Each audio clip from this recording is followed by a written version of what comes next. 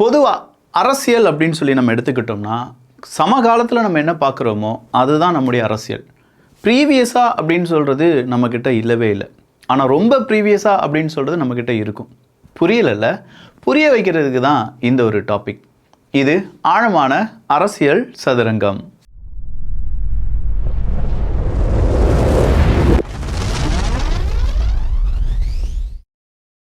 சமகாலத்தில் நடக்கக்கூடிய விஷயங்கள் நம்முடைய ஞாபகத்தில் எப்போவுமே இருந்துக்கிட்டே இருக்கும்.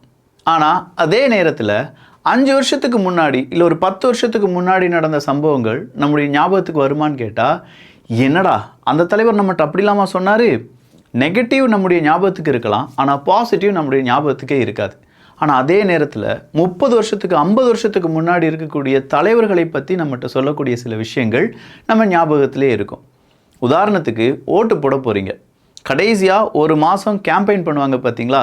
அந்த ஒரு மாத கேம்பெயினில் அவங்க என்னெல்லாம் சொல்கிறாங்களோ, மீடியா என்னெல்லாம் சொல்லுதோ அதுதான் நம்முடைய மைண்டில் இருக்கும். அதையும் தாண்டி நம்ம மைண்டில் என்ன இருக்கும் அப்படின்னு கேட்டிங்கன்னா, ஒன்று எம்ஜிஆர், ஜெயலலிதா, அப்படி இல்லைனா இந்த பக்கமாக இருக்கக்கூடிய கருணாநிதி, இப்படின்னு சொல்கிற நபர்கள், அடுத்ததாக இருக்கக்கூடிய பெரியார், அதுக்கு அடுத்த தலைவர்கள் அப்படின்னு சொல்லி இந்த தலைவர்களுடைய பெயர்கள் மட்டும், அவங்க செஞ்சது மட்டும் நம்ம ஞாபகத்துக்கு வரும். இதுக்கெல்லாம் காரணம் மீடியா அண்ட் அவங்களுடைய கேம்பெயின் ஸ்ட்ராட்டஜி அப்படிங்கிறது தான்.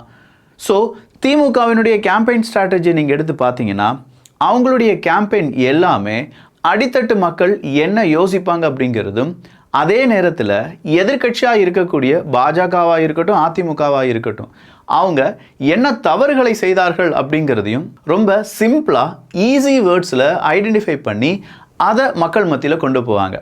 உதாரணத்துக்கு செங்கலாக இருக்கட்டும், முட்டையாக இருக்கட்டும், விடியல்னு சொல்கிற ஒரு வார்த்தையாக இருக்கட்டும், சமூக நீதி அப்படிங்கிற ஒரு வார்த்தையாக இருக்கட்டும், திராவிட மாடல் அப்படிங்கிறதா இருக்கட்டும், இது எல்லாத்தையுமே இவங்க ஃபோக்கஸ் பண்ணி ஓவர்டாக க்ரியேட் பண்ணி வச்சுட்டு இதை மட்டுமே அவங்க என்ன செய்வாங்கன்னா பெரிய அளவில் ப்ரொஜெக்ட் பண்ணுவாங்க.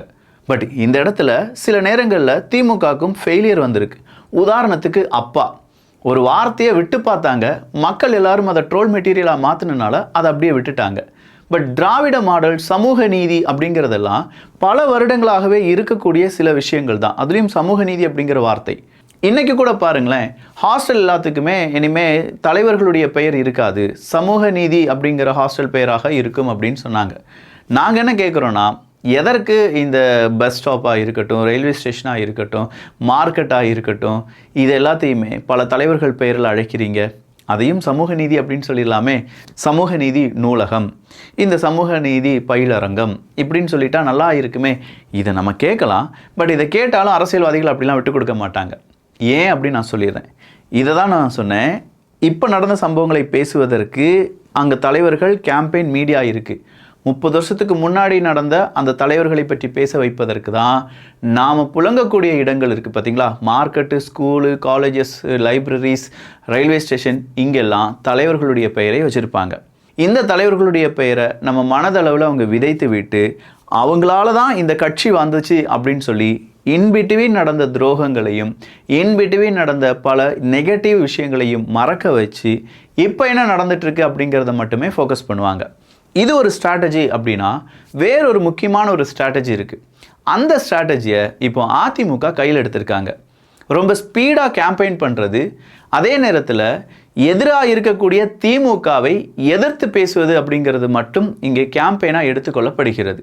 ஸோ இவங்க செய்த திட்டங்கள், அதிமுக செய்த திட்டங்கள், திமுக செய்த திட்டங்கள் அப்படிங்கிறது ஒரு புறம் எதுவுமே பேசப்படாமல், திமுக மக்களுக்கு செய்த துரோகங்கள் என்ன அப்படிங்கிறத பற்றி மட்டும் அவங்க கேம்பெயின் பண்ண போகிறாங்க. இந்த கேம்பெயின் கூட அதிமுக கொஞ்சம் குரூப் டிஸ்கஷன் மாதிரியான விஷயங்களை ஏற்படுத்த போகிறாங்க. இந்த குரூப் டிஸ்கஷனில் என்ன திட்டங்கள் செஞ்சீங்க, செய்யலை அப்படிங்கிறது பேசப்படும். ஆனால் கேம்பெயின் ஸ்ட்ராட்டஜியில் நெகட்டிவ் மட்டும்தான் பேசப்படும். இதற்கு என்ன மாதிரியான ரிசல்ட் வரும் அப்படிங்கிறத நம்ம பார்க்கலாம். ஃபர்ஸ்ட், ஒரு நபரை பற்றி நெகட்டிவ் மட்டுமே நான் பேசுகிறேன் அப்படின்னா, கண்டிப்பாக கேட்டுட்டு இருக்கக்கூடிய நபர்கள் அந்த நெகட்டிவை கேட்டு ஒரு கட்டத்துக்கு மேலே ஆமாம்ல இதெல்லாம் செஞ்சுருக்காங்கல்ல அப்படின்னு சொல்லி யோசிக்கக்கூடிய மக்கள் ஒரு பக்கம் இருப்பாங்க. என்னையா அவன் நெகட்டிவ் மட்டுமே பேசிகிட்டு இருக்கான் அப்படின்னு சொல்லி அந்த நெகட்டிவே ஒரு பேக் ஃபயராக மாறுறதுக்கான வாய்ப்புகளும் இருக்குது. ஆனால் இந்த இடத்துல அதிமுக ஜூலை 7ஆம் தேதியிலிருந்து எடப்பாடி பழனிசாமி அவர்கள் மக்களை காப்போம், மாநிலத்தை மீட்போம் அப்படிலாம் சொல்லி ஒரு கேம்பெயினை ஸ்டார்ட் பண்ணிட்டார்ல. பஸ்ஸில் போகிறாரு. இன்னைக்கு கோயம்புத்தூரில் ஸ்டாலின் அவர்களே, இந்த கூட்டத்தை பார்த்த உடனே உங்களுக்கு ஜுரம் வந்துடும். 2026 உங்களுக்கு கண்டிப்பாக என்னதான் வெற்றி கிடையாது, தோல்விதான் தோல்விதான் தோல்விதான். அதிமுக பாஜக கூட்டணி பெருவாரியான ஓட்டுக்களை வாங்கி இங்கே நாங்கள் ஆட்சியில் அமர்வோம் அப்படின்னு சொல்லி ஒரு கேம்பெயினை ஸ்டார்ட் பண்ணுறார். அந்த கேம்பெயின் ஸ்டார்ட் பண்ணும்போது அடுத்ததாக ஒரு பாலத்துக்கு கீழே நின்று இந்த அதிமுக ஆட்சியில் நாங்கள் என்ன செஞ்சோம் அப்படிங்கிறதுக்கு பாலமே சாட்சி அப்படின்னு சொல்லி அதையும் போட்டுட்டு அடுத்ததாக அவர் என்ன வார்த்தையை விடுறாரு, அந்த கேம்பெயின்லேயே அவர் சொல்ல வார்த்தை, இப்போதைய காலகட்டத்தில் பெண்களுக்கு பாதுகாப்பு கிடையாது, குழந்தைகளுக்கு பாதுகாப்பு கிடையாது, பாட்டிகளுக்கு பாதுகாப்பு கிடையாது அப்படின்னு சொல்லி இப்போது மக்கள் மத்தியில் ரொம்ப கொதிப்பு நிலையில் இருக்கக்கூடிய விஷயங்கள் எல்லாத்தையுமே உள்ளே கொண்டு வந்துட்டு இருக்காரு. ஸோ இந்த கேம்பெயின் ஸ்ட்ராட்டஜி நல்லா தானே இருக்குது விக்கி. இது மக்கள்கிட்ட ஈஸியாக போய் ப்ரொஜெக்ட் ஆகும்ல. திமுக ஆளும் கட்சியாக இருக்கக்கூடிய அந்த கட்சி செய்யக்கூடிய நெகட்டிவ் எல்லாத்தையுமே மக்களிடம் சொன்னால் கண்டிப்பாக மக்கள் புரிந்து கொள்வார்கள் தானே அப்படின்னு சொல்லி நீங்கள் கேட்கலாம். இந்த இடத்துல தான் திமுகவினுடைய ஸ்ட்ராங் ஹோல்டு அப்படின்னு ஒன்று இருக்குது. திமுக என்ன செய்வாங்கன்னா, இப்போ எடப்பாடி பழனிசாமி அவர்கள் போன இடங்களை எல்லாத்தையுமே நோட் பண்ணி வைப்பாங்க. அப்படி நோட் பண்ணி வைத்த பிறகு திமுக காரங்க நல்ல பேச்சாளர்களை அந்த இடத்துல இறக்குவாங்க. திமுகட்ட நல்ல பேச்சாளர்கள், நடிகர்கள், நடிகைகள், லியோனி மாதிரியான பட்டிமன்ற பிரபலங்கள் இவங்க எல்லாருமே இருப்பாங்க. இவங்க என்ன செய்வாங்கன்னா, எடப்பாடி பழனிசாமி அவர்கள் பேசின வார்த்தைகள் எல்லாத்தையுமே இப்போ நோட்ஸ் எடுத்து வச்சுட்டு இருப்பாங்க. இப்படி நோட்ஸ் எடுத்து வைக்கிற அந்த விஷயங்களை டீட்டெயிலாக அனாலிசிஸ் பண்ணி அதில் இருக்கக்கூடிய அதிமுகவினுடைய நெகட்டிவ் என்ன அப்படிங்கிறத தேடி கண்டுபிடிச்சு அதை எவ்வளவு சுலபமாக மக்கள் மத்தியில் கொண்டு போக முடியும், கோயம்புத்தூரில் இருக்கக்கூடிய மக்களுக்கு எந்த பாஷையில் பேசணும், எப்படி பேசணும், சிவாஜி கிருஷ்ணமூர்த்தி உள்ளக்கு அனுப்பணுமா வேண்டாமா, இல்லை வேறு பேச்சாளர்களை அனுப்பணுமா, எந்த சாதி தலைவர்களை உள்ளே கொண்டு வருவது, இது எல்லாத்தையுமே அவங்க கால்குலேட் பண்ணி எடப்பாடி பழனிசாமி அவர்கள் வந்து போன இடத்துல அவர் பேசுனதுக்கு எல்லாத்துக்குமே கவுண்டர் கொடுக்க ஆரம்பிப்பாங்க. ஸோ மக்களுக்கு எடப்பாடி பழனிசாமி அவர்கள் பேசுனது ஞாபகத்துக்கு வருமா, இல்லை இந்த பக்கமாக திமுக இப்போ லேட்டஸ்ட்டாக பேசியிருக்கிறது ஞாபகத்துக்கு வருமா? நேற்று என்ன சாப்பிட்டோம் அப்படிங்கிறது இன்றைக்கி நமக்கு ஞாபகத்துக்கு இருக்காது. நேற்று எடப்பாடி பழனிசாமி அவர்கள் என்ன பேசினார் அப்படிங்கிறது ஞாபகத்துக்கு இல்லாமல் இன்றைக்கி திமுக என்ன பேசுகிறாங்க அப்படிங்கிறது ஞாபகத்துக்கு வரும். ஸோ இந்த கேம்பெயின் ஸ்ட்ராட்டஜியை அதிமுக பிரேக் பண்ணணும். எப்படி பிரேக் பண்ணுவாங்க? ஒரு இடத்துல சுற்றுப்பயணம் போயாச்சு, அதிமுக போயிடுச்சு அப்படின்னா மறுபடியும் அதே இடத்துக்கு அதிமுக வர்றதுக்கு ஒரு பர்டிகுலர் டைம் பீரியட் இருக்கும். ஒரு 10 days ஒரு 20 daysன்னு வச்சுக்கோங்களேன். இந்த 20 days அதிமுகவை சார்ந்தவங்க இல்லாட்டி பிஜேபியை சார்ந்தவங்க அகெயின் அண்ட் அகெயின் அந்த இடத்துல அவங்களுடைய ஸ்ட்ராட்டஜி, அவங்க சொன்ன அந்த நெகட்டிவ் விஷயங்களை மக்கள் மத்தியில் சொல்லிக்கிட்டே இருக்கணும். இது அதிமுகவால் பிஜேபியால் முடியுமா அப்படிங்கிற ஒரு கேள்வியை உங்கள் முன்னாடியே நான் வச்சிடுறேன். சரி, அப்போ திமுக ஒரு கேம்பெயின் ஸ்ட்ராட்டஜி ஆரம்பிப்பாங்கல்ல, அவங்க சொல்லுவாங்கல்ல, அதிமுக இதை தான் செஞ்சாங்க, எடப்பாடி பழனிசாமி அவர்கள் இப்படி சொன்னதுக்கு எங்களுடைய பதில் இதுதான் சொல்லுவாங்கல்ல, இதை மட்டும் மக்கள் எப்படி அக்செப்ட் பண்ணுவாங்க விக்கி அப்படின்னு சொல்லி நீங்கள் கேட்கலாம். மக்கள் அக்செப்டே பண்ண மாட்டாங்க. ஆனால் இங்கே இருக்கக்கூடிய மீடியா 90% ஆளும் கட்சிக்கு ஆதரவாக தான் இருக்குது. நேற்றே நம்ம அதை பார்த்தோம், நிறைய ஊடகங்களும் நீங்கள் பார்த்துருப்பீங்க. நான் திமுகவினுடைய அண்டா அப்படின்னு சொன்னவர் பத்திரிகையாளர் அப்படிங்கிற பெயரில் எல்லா ஊடகத்திலையும் உட்கார்ந்துருப்பார். நான் திமுகவினுடைய என்னுடைய குடும்பமே திமுக தான் அப்படின்னு சொல்கிறவர் அரசியல் விமர்சகராக இருப்பார். ஸோ இந்த இடத்துல நீ பத்திரிகையாளர் கிடையாதுடா, நீ திமுக காரன் அப்படின்னு சொன்னால், இல்லை நான் பாருங்கள் டிஜிட்டல் மீடியா வச்சுருக்கேன் அப்படின்னு சொல்லி அண்டாக்கள் எல்லாமே இங்கே பெரிய அளவில் சலசலப்பை ஏற்படுத்தும். ஸோ இதே மாதிரி நாம் தமிழர் கட்சி புறக்கணிக்கப்படுது. தமிழக வெற்றி கழகத்தை ட்ரோல் மெட்டீரியலாக மட்டும் காண்பிப்பாங்க. ஸோ இதெல்லாம் பார்க்கக்கூடிய மனிதர்கள் என்ன நினைப்பாங்க? ஏன்னா பாமர மக்கள் டெய்லி அவங்க இதை பற்றி யோசிச்சுட்டு இருக்கிறதுக்கு அரசியல் அவங்களுடைய தொழில் கிடையாது. அவங்களை பொறுத்த வரைக்கும் ஒரு நியூஸ் பார்க்குறோமா, என்ன நடந்துச்சு அப்படிங்கிறத கேட்டுக்கிட்டோமா, அவ்வளோதான் அப்படின்னு சொல்லிட்டு போகக்கூடிய மக்கள். அந்த மக்களை இவங்க டார்கெட் பண்ணுறாங்கன்னா இவங்க சொல்லக்கூடிய இந்த கேம்பெயின் ஸ்ட்ராட்டஜி திமுகவுக்கு பெரிய அளவில் கை கொடுக்கும். பட் இந்த இடத்துல 2026 அப்படிங்கிறது ஒரு பிக் ட்விஸ்ட் அப்படிங்கிறத வச்சுருக்கு. அந்த பிக் ட்விஸ்ட் என்னென்னா, ஒரே இடத்துல 4 பேரும் கேம்பெயின் போக போகிறாங்க. ஏன்னா இது 4 முனை போட்டி பார்த்தீங்களா, அதிமுக திமுக இவங்க 2 பேரையுமே விட்டுடலாம். இப்போ தமிழக வெற்றி கழகம் மற்றும் நாம் தமிழர் கட்சி, இந்த இடத்துல நாம் தமிழர் கட்சி கேம்பெயினிங் எப்படி இருக்கும்? நாம் தமிழர் கட்சியை பொறுத்த வரைக்கும் அவங்களுடைய கேம்பெயினிங் முழுவதுமாகவே ஒட்டுமொத்தமாக மக்களுக்கு என்ன வேணும், அவங்களுடைய கொள்கை என்ன அப்படிங்கிறது தான் இருக்கும். அதிகமான நெகட்டிவ் அப்படிங்கிறது அங்கே இருக்காது. ஸோ அவங்களுடைய ஸ்ட்ராட்டஜியை பொறுத்த வரைக்கும் நாங்கள் என்ன செய்ய போகிறோம், மக்களுக்கு என்ன வேணும், மக்களுக்கு இதுவரையிலும் என்ன கிடைத்திருக்கிறது, ஏன் கிடைக்கல, இப்படிங்கிற மாதிரி இருக்கும். தமிழக வெற்றி கழகத்தை பொறுத்த வரைக்கும் கண்டிப்பாக அவங்களுடைய கேம்பெயின் ஸ்ட்ராட்டஜி முழுவதுமாக விஜய் அவர்களை மட்டுமே ஃபோக்கஸ் பண்ணி இருக்க போகுது. நம்ம தலைவர் இதை செஞ்சிருவார், நம்ம தலைவர் இதுக்காக தான் வந்திருக்காரு, கண்டிப்பாக நம்ம தலைவர் இப்படி தான் செய்வார் அப்படின்னு சொல்லி விஜய் அவர்களை பற்றி ஒரு 60%, ஒரு 30 to 40% அப்படிங்கிறது திமுக எதிர்ப்பு அலைகளை வீச வைப்பதற்கான கேம்பெயினிங் ஸ்ட்ராட்டஜி. ஸோ இங்கே 60% நேரத்தை தமிழக வெற்றி கழகம் அவங்களுடைய தலைவருக்காகவே ஒதுக்க வேண்டிய கட்டாயத்தில் இருக்காங்க. ஏன்னா அது அவங்களுடைய ஃபர்ஸ்ட் எலெக்ஷன், கண்டிப்பாக எந்த அளவுக்கு ஓட்டு பிரிகிறது அப்படிங்கிறத பார்ப்பாங்க. இந்த இடத்துல இருந்து தான் திமுகவினுடைய ஓட்டு வங்கி அதிகமாகிறதுக்கான வாய்ப்புகள் அப்படிங்கிறத பலரும் பார்க்கிறார்கள். எந்த இடத்துல? தமிழக வெற்றி கழகம், நாம் தமிழர் கட்சி.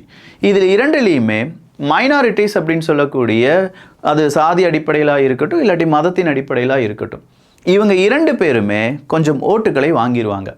மைனாரிட்டிஸ் ஓட்டுஸ் அப்படிங்கிறது இவங்களுக்கு கிடைச்சிரும். அந்த பக்கமாக இருக்கக்கூடிய அதிமுக பிஜேபிக்கு இந்த மைனாரிட்டி ஓட்டு, மத அடிப்படையிலான மைனாரிட்டி ஓட்டு கிடைக்குமான்னு கேட்டால் அது சிக்கலை ஏற்படுத்தும். அதனால தான் அன்வர் ராஜா மாதிரியான ஆட்களை வைத்து கொஞ்சம் பேசு பொருளாக்கக்கூடிய அந்த ஸ்ட்ராட்டஜிக்குள்ளே அதிமுக இறங்கியிருக்காங்க. பிஜேபி கால் ஒன்றாது, நமக்கு நல்லதே நடக்கும், அதிமுக நல்லது செய்வாங்க. ஸோ இது மைனாரிட்டி ஓட்டை அந்த பக்கம் கொண்டு போகுமான்னு கேட்டால் வாய்ப்பில்லை ராஜா, வாய்ப்பில்லை. ஏன் அப்படின்னு நம்ம சொல்லிடலாம். இந்த மைனாரிட்டிஸ் அப்படின்னு சொல்லும்போது குறிப்பாக மத சம்பந்தமான விஷயங்களை பற்றி இங்கே மைனாரிட்டிஸ் அப்படிங்கிறவங்க என்ன நினைக்கிறாங்கன்னா, பிஜேபி உள்ளே வந்துருச்சு, அது சரி வராது, இதை ரொம்ப பெரிய அளவில் மக்கள் மனதில் விதைத்து விட்டார்கள் திமுக காரங்க. ஸோ இந்த மைனாரிட்டிஸ் ஓட்டு அப்படிங்கிறது அதிமுகவுக்கு போகாமல் இங்கே நாம் தமிழர் கட்சிக்கும், ஏன்னா அதிமுக பிஜேபி கூட அலைன்ஸ் வச்சுருக்காங்களா, அப்போது நாம் தமிழர் கட்சிக்கும் இந்த பக்கமாக தமிழக வெற்றி கழகத்துக்கும் போகும்போது என்ன ஆகும், இவங்க பர்டிகுலர் பர்சன்டேஜ் ஒரு ஓட் பேங்க் அப்படிங்கிறது கிடைக்கும். ஆனால் அதிமுக கூட்டணிக்கு போக வேண்டிய ஓட்டு கொஞ்சமாக கம்மியாகும். ஆனால் அதே நேரத்தில் இந்த பக்கம் திமுக ரொம்ப தெளிவான கேம்பெயின் ஸ்ட்ராட்டஜி, ரொம்ப தெளிவான பேச்சாளர்கள், அடுத்ததாக ரொம்ப தெளிவான அந்த நெகட்டிவிட்டி பரப்புறது, மீடியா பவர், இதை வச்சு பார்க்கும்போது ஒரு 25% அதிமுகக்கும் 10% நாம் தமிழர் கட்சிக்கும் தமிழக வெற்றி கழகத்துக்குமே கிடைச்சிருச்சுனாலும் 40 மீதம் இருக்கும் 60% வச்சு திமுக அவங்களுடைய கேமை ஸ்டார்ட் பண்ணுவாங்க. ஸோ ஜூலை 7 எடப்பாடி பழனிசாமி அவர்கள் சுற்றுப்பயணத்தை மேற்கொள்கிறார் அப்படிங்கிறது பாசிட்டிவ் சைடா நெகட்டிவ் சைடான்னு பார்த்தா தமிழக மக்களை பொறுத்த வரைக்கும் நெகட்டிவ் சைடு தான். கொஞ்சம் ஏர்லி ஆயிருச்சோ, கொஞ்சம் சீக்கிரமாகவே அவருடைய பயணத்தை மேற்கொண்டு விட்டாரோ அப்படிங்கிறது தான் கேள்வி. பட் அது கேள்வி மட்டும்தானே தவிர இப்போ இருக்கக்கூடிய அதிருப்தி அலையில் என்ன வேணாலும் மாற்றங்கள் அப்படிங்கிறது நடக்கலாம். இந்த மாற்றத்தை மீண்டும் மீண்டும் மக்கள் மத்தியில் கொண்டு வர வேண்டும் என்றால் அதிமுக பாஜக கூட்டணி கடுமையாக உழைக்க வேண்டும். ஆனால் திமுகவை பொறுத்த வரைக்கும் இன்னைக்கு நடந்த ஜஸ்டிஸ் ஃபார் அஜித்குமார் அவர்களை பற்றியான வழக்கை ஒரு மக்கள்கிட்ட போய் கேளுங்க, அதை பற்றி அவங்களுக்கு ஏதாவது தெரியுமான்னு கேட்டால் அதை பற்றி அவங்களுக்கு தெரிய வாய்ப்பு இல்லை. ஏன்னா நிறைய மக்களுக்கு அதை பற்றி தெரியாது. ஆனால் அதே நேரத்தில் சாத்தான்குளத்தில் என்ன நடந்துச்சு, தூத்துக்குடியில் என்ன நடந்துச்சு அப்படின்னு சொல்லி கேட்டு பாருங்க, மக்கள் சொல்லுவாங்க தூத்துக்குடி துப்பாக்கிச்சூடு, சாத்தான்குளம் இரட்டை கொலை அப்படின்னு சொல்லுவாங்க. ஸோ இந்த இடத்துல தான் அதிமுக ஜர்க்காயி நிற்கிது. அப்போ இங்கே நடந்த விஷயங்களை இவ்வளோ நாள் அரசியலே படுத்தாமல், இவ்வளோ நாள் எதிர்கட்சியாகவே செயல்படாமல், அதிகமாக எதிர்கட்சியாகவே செயல்படாமல், அதிகமாக மீடியா பக்கமே வராமல் நிறைய அதிமுகவினுடைய பேச்சாளர்கள்லாம் பாருங்களேன், ஏகப்பட்ட முன்னாள் எம்பிக்கள் எம்எல்ஏக்கள்லாம் எடுத்து பாருங்கள், வெளியிலே வந்திருக்க மாட்டாங்க. நான் செல்லூர் ராஜா அவர்களுடைய ட்விட்டர் பக்கத்தில் போய் அடிக்கடி சில விஷயங்கள் பார்ப்பேன். அவருடைய ட்விட்டர் பக்கத்தில் எப்படிலாம் இருக்குன்னு தெரியுமா, கம்ப்யூட்டர் கிராஃபிக்ஸில் உருவாக்கப்பட்ட ஒரு வீடியோவை பகிர்ந்து பாருங்களேன், மனித எப்படிலாம் ஓடிட்டுருக்கா மனுஷன் அப்படின்னு சொல்லி அதை போடுவார். அவங்க அட்மின் போடுறாரா அவர் போடுறாரானே தெரியலை. பட் நீங்கள்லாம் எங்களுக்கு அமைச்சராக இருந்தவங்க, ஸோ நீங்கள் எப்படி செயல்படுகிறீர்கள் அப்படிங்கிறத பற்றி நாங்களும் இங்கே தெரிந்து கொள்வதற்காக உங்களுடைய ப்ரொஃபைல் வந்து பார்க்கும்போது இப்படி இருக்கே அப்படிங்கிற மாதிரி ஒரு நிலைமையில் நாங்கள் அதை யோசிக்கும்போது இதெல்லாம் தான் இவங்களுக்கு நெகட்டிவாக மாறும். ஆனால் அதே நேரத்தில் இந்த பக்கம் திமுக ஒரு விஷயத்தை கையில் எடுத்துட்டாங்கன்னா அதை கண்டிப்பாக அவங்களுடைய ஐடி விங்க வச்சு ட்ரெண்ட் பண்ணுறது, அவங்களுடைய மீடியா பவரை வச்சு அதை மக்கள் மத்தியில் விதைப்பது அப்படிங்கிறத பெருசாக செஞ்சிட்ருக்காங்க. நான் ஒரு கேள்வி கேட்குறேன், அனிதா மரணத்தை பற்றி அதிகமாக நம்ம விமர்சித்தோமா, இல்லை அதை பற்றி பேசணுமா, இல்லை அதன் பிறகு நீட்டில் எத்தனையோ மரணங்கள் நடந்துச்சு அதை பற்றி நம்ம பேசியிருக்கோமா அப்படின்னு கேட்டால் அனிதாவை பற்றி மட்டும்தான் மக்கள் பேசுவாங்களே தவிர மீதம் இருக்கும் நபர்களை பற்றி பேச மாட்டாங்க, பேசியிருக்க மாட்டாங்க. இது அதிமுகவுக்கு பின்னடைவு தான். ஸோ அதிமுக ரொம்ப ஸ்ட்ராங்காக, ரொம்ப ஹெவியாக இவ்வளோ நாள் நீங்கள் கோட்டை விட்டது எல்லாமே திரும்ப எடுக்கணும்னா எகெயின் அண்ட் எகெயின் எகெயின் நீங்கள் உங்களுடைய ஸ்பீச், உங்களுடைய ஸ்ட்ராட்டஜி, உங்களுடைய கிளாரிட்டியை மக்கள் முன்னாடி நிரூபிக்க வேண்டிய கட்டாயம் இருக்குது. அதை நிரூபிப்பதற்கு அதிமுகவை சேர்ந்தவங்க ரொம்ப நாட்கள், பல மணி நேரங்கள் உழைக்க வேண்டும்.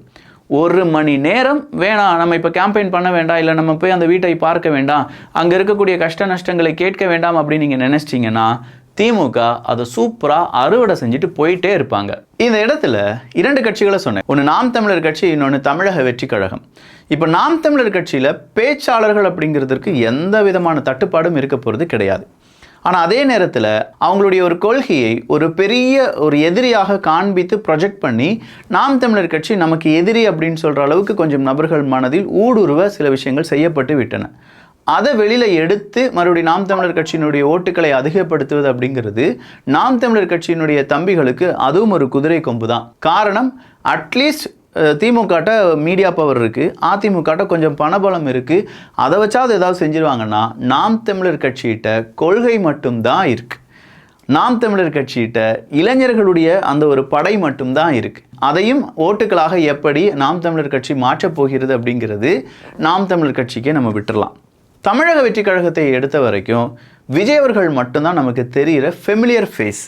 இந்த ஃபெமிலியர் ஃபேஸ் இல்லாமல் இன்னொரு ஃபேஸ் கேம்பெயின் பண்ணுறதையோ இல்லை இன்னொரு ஃபேஸ் வந்து சொல்கிறதையோ மக்கள் எப்படி புரிந்து கொள்ள போகிறார்கள் அப்படிங்கிறது தெரியலை. ஸோ தமிழக வெற்றி கழகத்தினுடைய விஜய் அவர்கள் தான் எல்லா கேம்பெயின்லையும் இருக்கணும். நான் சொல்கிறது, இப்போ அதிமுகவை சார்ந்த நிறைய பேச்சாளர்கள் இருக்காங்கன்னா எல்லாருமே பரிச்சயமான நபர்கள் இருப்பாங்க. மக்கள் மத்தியில் பேசும்போது ஓகே அப்படின்னு சொல்லி மக்கள் அக்செப்ட் பண்ணுவாங்க. ஆனால் தமிழக வெற்றி கழகத்தை பொறுத்த வரைக்கும் அவங்க விஜய் அவர்கள் மட்டும்தான் அவங்களுக்கு தெரிஞ்சவங்க. நாம் தமிழர் கட்சியில் அந்த பிரச்சனையே கிடையாது. அந்த பிரச்சனை நாம் தமிழர் கட்சியில் சீமான் அப்படிங்கிறதோ இல்லை சாட்டை அப்படிங்கிறதோ இல்லாட்டி இடும்பவனம் அப்படிங்கிறதோ இப்படி இந்த கொஞ்சம் நபர்கள் இருக்காங்கல்ல, அவங்களுடைய கொள்கை தான் அங்கே அதிகமாக பேசும். ஏன்னா அவங்க அந்த கிளாரிட்டியோடு அவங்க பேசி முடிச்சிடுவாங்க.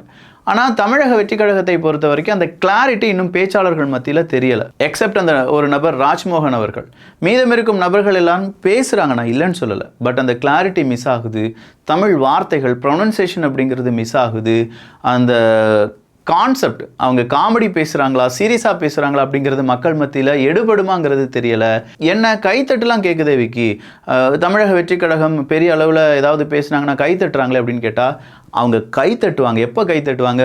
தமிழக வெற்றி கழகத்தினுடைய தலை விஜய் அப்படின்னு சொன்னால் கைத்தட்டுவாங்க. விஜய் அவர்களுடைய பஞ்சை சொன்னால் கைத்தட்டுவாங்க. பாசிசமும் பாயாசமும் அப்படிங்கிற வார்த்தையை சொன்னால் கண்டிப்பாக கைத்தட்டுவாங்க. ஆலப்புறம் தமிழன் அப்படின்னு சொன்னாலும் கைத்தட்டுவாங்க. அதை மீறி இங்கே இருக்கக்கூடிய அரசியல் அராஜகங்கள், அங்கே அரசியல் துரோகங்கள், மக்களுக்கு நடந்த அநீதிகள், இதை பற்றி பேசி தமிழக வெற்றி கழகம் ஒரு கைத்தட்டை வாங்கி விடுமான்னு கேட்டால் ஒரு சில இடங்களில் நடக்கும், பல இடங்களில் நடக்காது. ஸோ விஜய் அப்படிங்கிற பவரை எப்படி தமிழக வெற்றி கழகம் யூஸ் பண்ண போகுது, விஜய் அப்படிங்கிற அந்த ஃபேஸை எப்படி காண்பித்து தமிழக வெற்றி கழகம் வளரப்போகிறது அப்படிங்கிறது தான் தமிழக வெற்றி கழகத்துக்கான பெரிய ஒரு டாஸ்க். இந்த டாஸ்கெல்லாம் கேட்டு முடிக்கும்போது நமக்கு என்ன தோணுதுன்னா, எகெயின் இங்கே 2 பேருடைய சண்டை பெருசாக இருக்க போகுது. ஒன்று திமுக, இன்னொன்று அதிமுக. பட் திமுக சிம்பிளாக உழைத்து விடுவார்கள் அப்படிங்கிறது திமுகவுக்கு நல்லாவே தெரியும். அவங்கக்கிட்ட மீடியாவும், அவங்கக்கிட்ட நிறைய பேச்சாளர்களும், ஏகப்பட்ட பணமும், நிறைய அதிகாரிகளும் இருக்கிறார்கள். ஆனால் அதிமுகவை பொறுத்த வரைக்கும் பணம் இருக்கோ இல்லையோ அப்படின்னு நமக்கு தெரியாது. ஆனால் மீடியா பவர் சுத்தமாக இல்லை. அதே நேரத்தில் நல்ல பேச்சாளர்கள் வெகு சிலர்கள் மட்டும்தான் இருக்காங்க. அவங்கக்கிட்ட இருக்கிறதெல்லாம் இந்த 5 வருடங்கள் திமுக செய்த நெகட்டிவ் விஷயங்கள் மட்டும்தான். இதை ப்ரொஜெக்ட் பண்ணக்கூடிய, இதை ப்ரொஜெக்டாக எடுத்து அதை ஸ்ட்ராட்டஜியாக கன்வெர்ட் பண்ணி அதை மக்கள் முன்னாடி டெலிவரி எப்படி பண்ண போகிறாங்க அப்படிங்கிறது தான் இருக்குது. திமுக அவங்க சொல்லக்கூடிய ஏகப்பட்ட பாசிட்டிவ் சைடு சொல்லுவாங்க. நாங்கள் 1000 ரூபா கொடுக்குறோம் அப்படின்னு சொல்லிட்டு ஒரு பெரிய பாசிட்டிவ் அவங்கக்கிட்ட இருந்தால் அந்த பாசிட்டிவை அடித்து உடைக்கிற மாதிரி அதிமுகட்ட ஒரு பாசிட்டிவ் இருக்குது. தாலிக்கு தங்கம் கொடுத்தோம், லேப்டாப்புக்கு நம்ம இப்போ 20,000 ரூபா செலவு பண்ணோம், அதை 2 வருஷமாக 1000 ரூபா கொடுத்து, இதெல்லாம் மக்கள் புரிகிற மாதிரி பேச வைக்கணுமே. அதை யார் பேசுவாங்க, அதை மக்கள் மத்தியில் எப்படி கொண்டு போக போகிறாங்க அப்படிங்கிறது தான் 2026 தேர்தலுக்கான உச்சபட்ச மோதலாக இருக்க போகுது. ஸோ பார்க்கலாம் என்ன நடக்க போகுது அப்படின்னு சொல்லி. இது வந்து கம்ப்ளீட்டாக ஸ்ட்ராட்டஜி பேஸ்டான சில விஷயங்கள் மட்டும் நம்ம இங்கே பகிர்ந்திருக்கிறோம். இதையும் தாண்டி புள்ளி விவரம்லாம் பேசுவாங்களே விக்கி, அரசியலில் அந்த ஸ்டேஜில் உட்காந்து புள்ளி விவரம்லாம் பேசுவாங்களே அப்படின்னு கேட்டால் நமக்கே தூக்கம் வந்துடும். யூடியூப்லேயே 2 நிமிஷத்துக்கு மேலே புள்ளி விவரங்களை பார்ப்பதற்கு ஒரு 100 பேர் இருப்பாங்க. 1,00,000 பேர் பார்த்தாங்கன்னா அதில் 100 பேர் மட்டும் அந்த புள்ளி விவரங்களை கேட்பார்கள். அப்படி இருக்கும் பட்சத்தில் ஒரு கூட்டத்தில் புள்ளி விவரங்கள்லாம் பேசி வேஸ்ட். இப்போதைக்கு மக்களை கவரும் மாதிரியான, மக்களுக்கு என்ன வேணும், மக்களுக்கு என்ன மனசில் இருக்கும், மக்களுடைய மெமரி பவர் எப்படி இருக்கும் அப்படிங்கிறதை தெரிந்து பேச வேண்டிய பேச்சாளர்களும் அதற்கு தகுந்த மாதிரியான ஸ்ட்ராட்டஜியும் தான். இதை யார் உருவாக்குறாங்களோ அவங்க ஜெயிச்சிருவாங்க. சின்னதாக பார்க்கலாம் எப்படி இருக்குது இந்த ஸ்ட்ராட்டஜி மூவ் அப்படிங்கிறதெல்லாம். நல்லதை பகிர்ந்து நல்ல சமுதாயத்தை உருவாக்குவோம். நன்றி, வணக்கம்.